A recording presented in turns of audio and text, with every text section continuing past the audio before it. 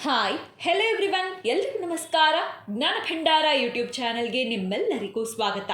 ಸ್ನೇಹಿತರೆ, ನವಶಕ್ತಿಯ ರೂಪದಲ್ಲಿ ನವದೇವಿ ಸ್ವರೂಪಗಳನ್ನು ಆರಾಧಿಸುವ ನವರಾತ್ರಿ ಹಬ್ಬ ನಮ್ಮೊಳಗಿನ ಭಕ್ತಿಯ ಚೈತನ್ಯವನ್ನು ಬಡಿದೇಳಿಸುವ ಸಮಯವಾಗಿದೆ. ನಿರಂತರವಾಗಿ 9 ದಿನಗಳ ಕಾಲ ಉಪವಾಸ ವ್ರತಗಳನ್ನು ಮಾಡುತ್ತಾ ಭಕ್ತಿಯ ಸಿಂಚನದಲ್ಲಿ ಮೈಮರೆಯುವಂತೆ ಮಾಡುವ ಕಾಲವಾಗಿದೆ. ಈ ಮೂಲಕ ವರ್ಷದಲ್ಲಿ ಒಮ್ಮೆಯಾದರೂ ದೈವಿಕ ಶಕ್ತಿಯ ಮೊರೆ ಹೋಗುವಂತಾಗುತ್ತದೆ.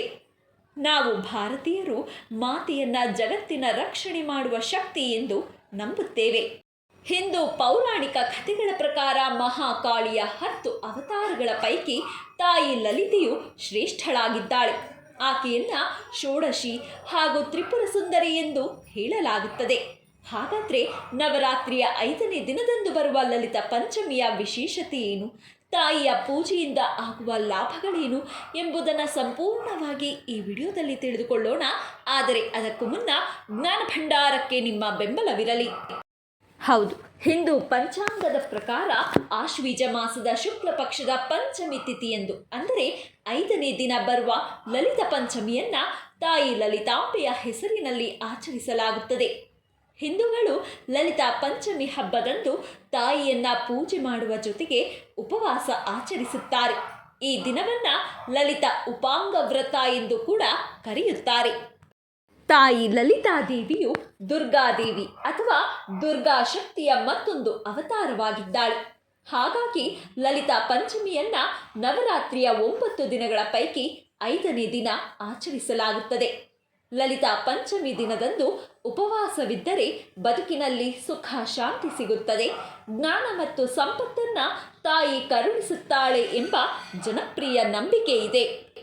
ಲಲಿತಾ ಪಂಚಮಿ ಹಬ್ಬವು ಗುಜರಾತ್ ಹಾಗೂ ಮಹಾರಾಷ್ಟ್ರದಲ್ಲಿ ಜನಪ್ರಿಯವಾಗಿದ್ದು, ತಾಯಿ ದುರ್ಗೆ ಚಂಡಿಕಾದೇವಿಯನ್ನ ಪೂಜಿಸಿದಂತೆಯೇ ಈ ರಾಜ್ಯಗಳಲ್ಲಿ ಲಲಿತಾದೇವಿಯನ್ನ ಆರಾಧಿಸಲಾಗುತ್ತದೆ. ಆದರೆ ದೇವಿಯನ್ನ ಪೂಜಿಸುವಾಗ ಲಲಿತಾ ಸಹಸ್ರನಾಮ, ಲಲಿತೋಪಾಕ್ಷಾಯ ಮತ್ತು ಲಲಿತಾದ್ರಿ ಸ್ತುತಿ ಪಠಿಸುತ್ತಾರೆ. ಉಪವಾಸವು ಈ ಪಂಚಮಿಯ ದಿನದಂದು ಆಚರಿಸುವ ಪ್ರಮುಖ ಧಾರ್ಮಿಕ ವಿಧಿವಿಧಾನವಾಗಿರುತ್ತದೆ.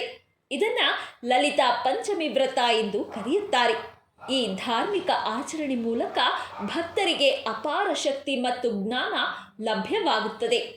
ಲಲಿತಾ ಪಂಚಮಿ ದಿನದಂದು ತಾಯಿ ಲಲಿತಾಂಬೆಯನ್ನ ಪೂಜಿಸಿ ಶಕ್ತಿಗಾಗಿ ಆಕೆಯನ್ನ ಪ್ರಾರ್ಥಿಸಲಾಗುತ್ತದೆ.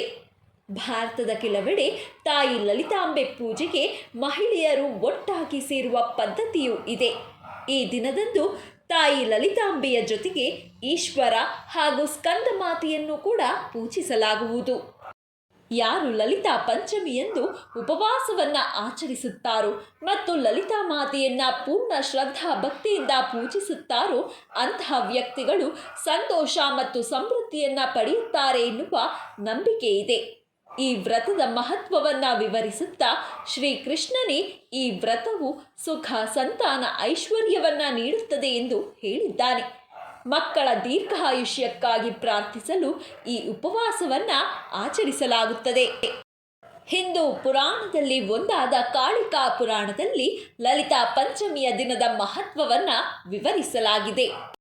ದಂತಕಥೆಗಳ ಪ್ರಕಾರ ಈ ಮಂಗಳಕರ ದಿನದಂದು ಲಲಿತಾದೇವಿಯು ಕಾಮದೇವನ ಚಿತಾಭಸ್ಮದಿಂದ ಸೃಷ್ಟಿಯಾದ ಭಂಡಾಸುರನೆಂಬ ರಾಕ್ಷಸನನ್ನು ಸೋಲಿಸಲು ಕಾಣಿಸಿಕೊಂಡಳು ಎಂದು ನಂಬಲಾಗಿದೆ.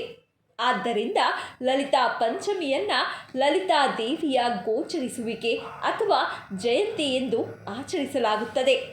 ಲಲಿತಾ ದೇವಿಯು ದುರ್ಗಾದೇವಿಯ ಅವತಾರವಾಗಿದೆ ಮತ್ತು ಪಂಚಮಹಾಭೂತಗಳನ್ನು ಪ್ರತಿನಿಧಿಸುವ 5 ಅಂಶಗಳೊಂದಿಗೆ ಸಂಬಂಧ ಹೊಂದಿದೆ. ಲಲಿತಾ ಪಂಚಮಿಯಂದು ಭಕ್ತರು ದೇವಿಯನ್ನ ಪೂರ್ಣ ಹೃದಯದಿಂದ ಪೂಜಿಸುತ್ತಾರೆ ಮತ್ತು ಅವಳ ಗೌರವಾರ್ಥವಾಗಿ ಕಠಿಣ ಉಪವಾಸವನ್ನು ಆಚರಿಸುತ್ತಾರೆ. ಈ ದಿನದಂದು ದೇವಿಯನ್ನ ಕೇವಲ ದರ್ಶನ ಮಾಡುವುದರಿಂದ ಜೀವನದಲ್ಲಿನ ಕಷ್ಟಗಳು ಮತ್ತು ತೊಂದರೆಗಳಿಂದ ಮುಕ್ತಿ ಸಿಗುತ್ತದೆ ಎಂದು ನಂಬಲಾಗಿದೆ. ಪೂಜೆಯಿಂದ ಪ್ರಸನ್ನಳಾದ ನಂತರ ದೇವಿಯು ತನ್ನ ಭಕ್ತರಿಗೆ ತೃಪ್ತಿ ಮತ್ತು ಸಂತೋಷವನ್ನು ಅನುಗ್ರಹಿಸುತ್ತಾಳೆ. ಕೇಳಿದ್ರಲ್ಲ ಸ್ನೇಹಿತರೆ, ಇದಿಷ್ಟು ಲಲಿತಾ ಪಂಚಮಿ ದಿನದ ವಿಶೇಷತೆಗಳು. ಇವತ್ತಿನ ಈ ಮಾಹಿತಿ ತಮ್ಮೆಲ್ಲರಿಗೂ ಇಷ್ಟವಾಗಿದ್ದಲ್ಲಿ ದಯವಿಟ್ಟು ಈ ವಿಡಿಯೋನ ಲೈಕ್ ಮಾಡಿ, ಶೇರ್ ಮಾಡಿ. ಹಾಗೆ ಮತ್ತಷ್ಟು ಇಂಟ್ರೆಸ್ಟಿಂಗ್ ವಿಡಿಯೋಸ್ಗಳಿಗಾಗಿ ನಮ್ಮ ಚಾನಲನ್ನು ಸಬ್ಸ್ಕ್ರೈಬ್ ಆಗಿ ಪಕ್ಕದಲ್ಲಿ ಕಾಣುವ ಬೆಲ್ ಐಕಾನ್ನ ಕ್ಲಿಕ್ ಮಾಡಿ ಅಂತ ಹೇಳ್ತಾ once again thank you guys. Take care. Bye.